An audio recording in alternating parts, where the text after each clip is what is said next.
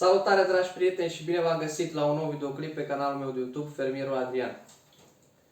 După cum se poate vedea, avem o masă plină de carne. Carne care trebuie tranșată și pregătită pentru delicioasele noastre preparate pe care le vom așeza pe masă de Crăciun. După cum știți, v-am prezentat în videoclipul de ieri tradiția tăiatului porcului.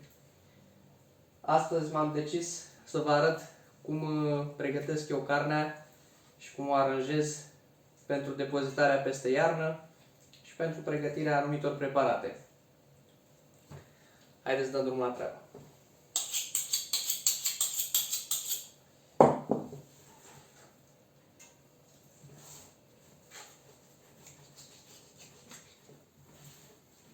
Picioarele trebuie crestate foarte bine ca sarea să poată ajungă peste tot, să poată să ia sare cum trebuie, să nu se strice, să nu fie niciun fel de problemă.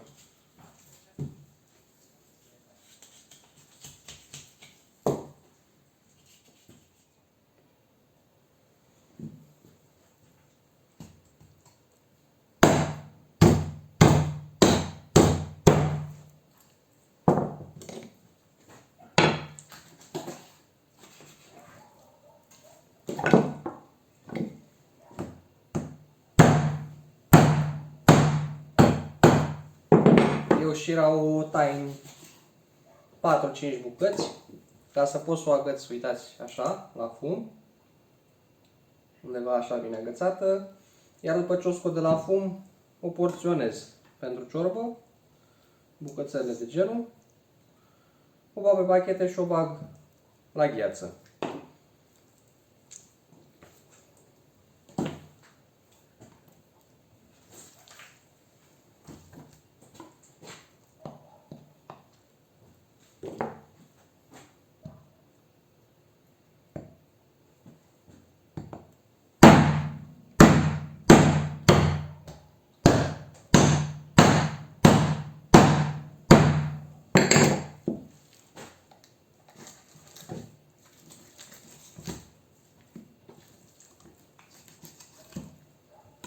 Ia uitați aici. Ia uitați. Abia aștept să fac o ciorbă de șira afumată cu zeamă de varză și cu verdeață.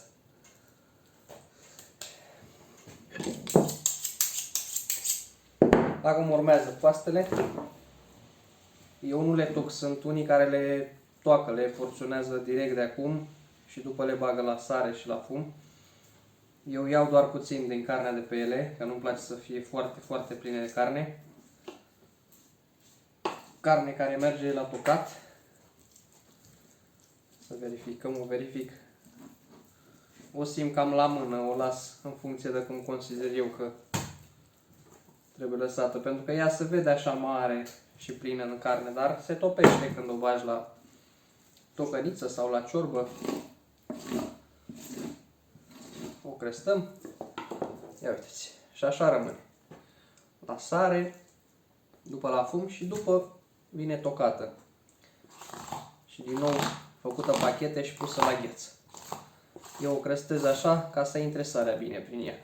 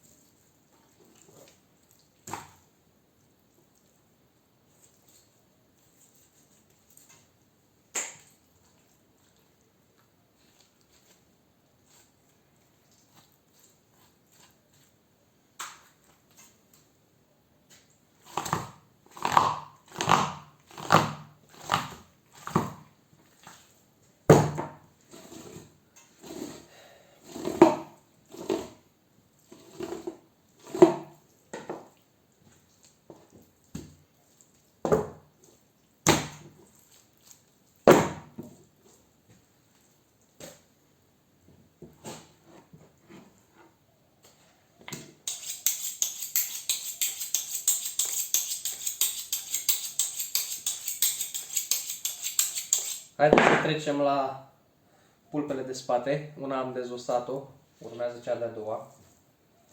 O avem chiar aici, mai puțin.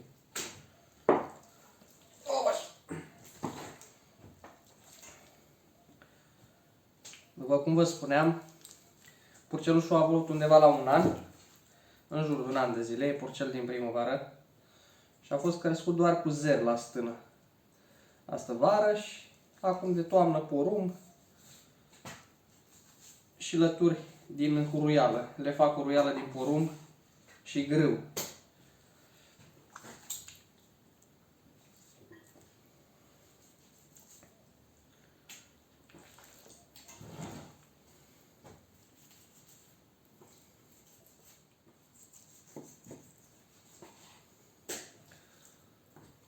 Înainte de a scoate carnea de pe os, eu adun grăsimea de pe carne pentru că nu-mi place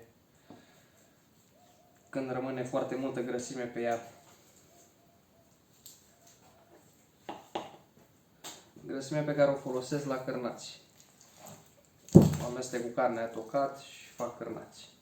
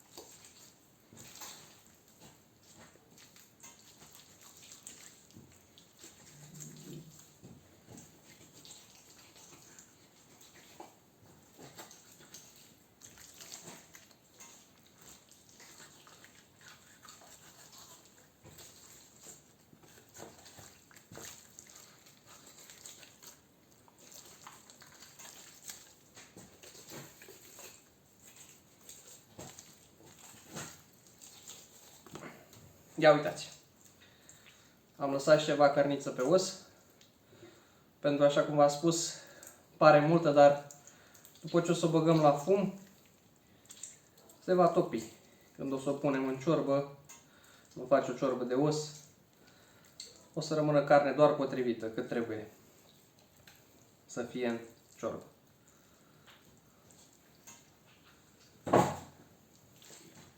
Și ia uitați aici ce înseamnă un animal crescut bio.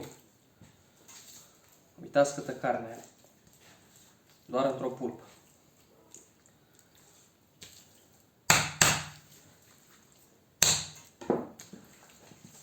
Ia uitați.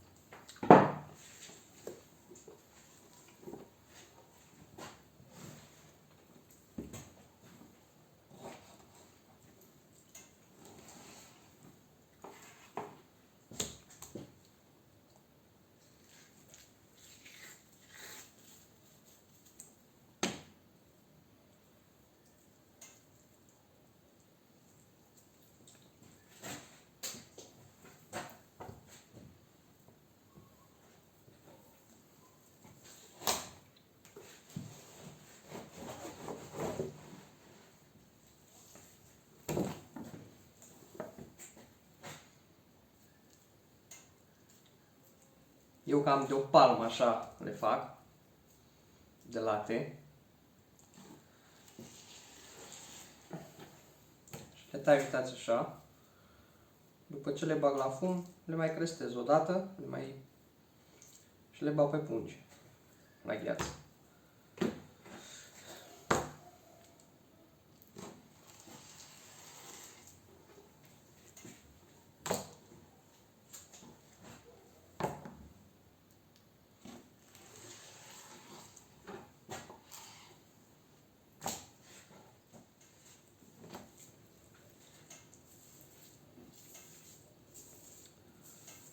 Poate vă întrebați de ce fac acest lucru. Nu știu cât de bine se poate observa pe cameră. Haideți să încerc să vă arăt. Dar șunca are două straturi, practic. Stratul acesta care trebuie luat și topit sau făcut orice altceva cu el. Și rămâne stratul acesta. În zona noastră așa se face șunca. Pentru că sunt zone din nordul țării unde șunca se lasă, uitați așa. Acum depinde de fiecare și de tradiția din fiecare zonă.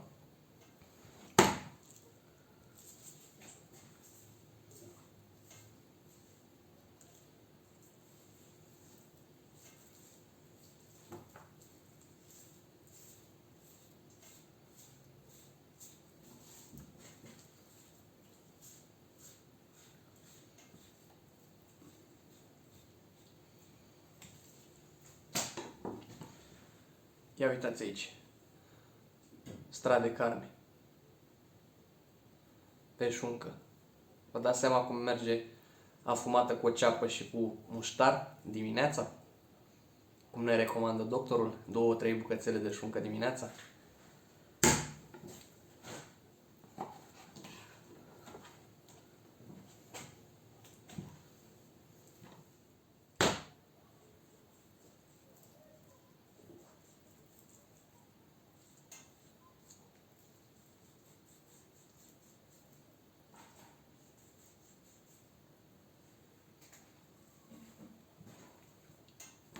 Aceasta așa rămâne, chiar dacă e puțin mai groasă, pentru că are foarte multă carne pe ea, i-am lăsat.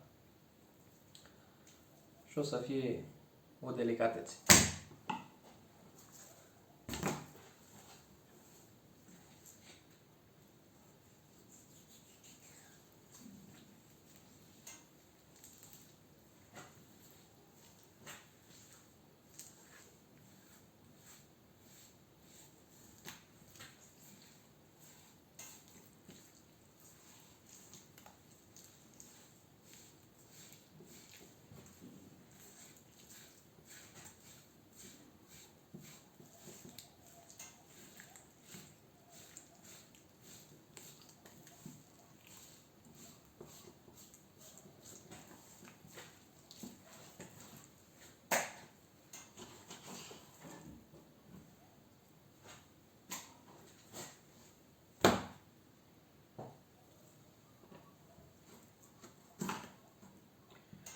Mai luăm o bucată de șorici.